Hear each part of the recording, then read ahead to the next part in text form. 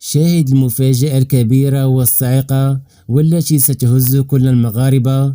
شاهد أصدقاء مقربين من كلا الزوجين الفنان حاتم عمور وهند تازي يؤكدان طلاقهما، والسبب بعد المشاكل والخلافات التي أدت إلى توتر العلاقة بينهما. أولا وقبل المشاهدة نرجو منك الضغط علامة إعجاب بالفيديو. أثار خبر انفصال الفنان المغربي حاتم عمور عن زوجته ومديرة أعماله هند تازي جدلا واسعا، وشد اهتمام نشطاء مواقع التواصل الاجتماعي وسط تساؤلات عن سبب انتهاء هذه العلاقة التي دامت لأكثر من 10 سنوات.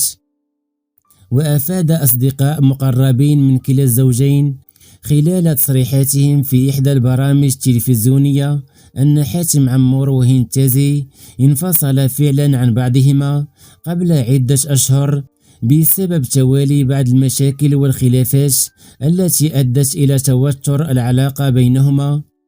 وعن الأسباب التي تقف وراء هذا الطلاق المفاجئ، قالت إحدى صديقات حاتم عمور أن الفنان المغربي أراد أن يفصل العمل عن الحياة الزوجية، وطلب من زوجته التوقف عن العمل كونها مديرة أعماله، الشيء الذي لم تتقبل هذه الأخيرة أدى إلى نشوب خلاف كبير انتهى بقرار الطلاق وانفصال ثنائي.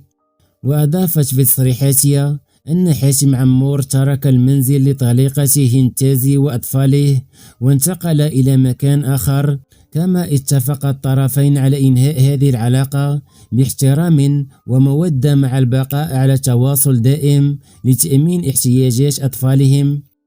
ولم يعلق كل من الفنان حاتم عمور وهند تازي على الأخبار المتداولة حول طلاقهما، والتزم الصمت، حيث استمر حاتم عمور بالترويج لجولاته الغنائية التي يرتقب أن يقوم بها في عدة مدن قريبا، فيما احتفلت زوجته بعيد ميلاد ابنتهما في غيابه.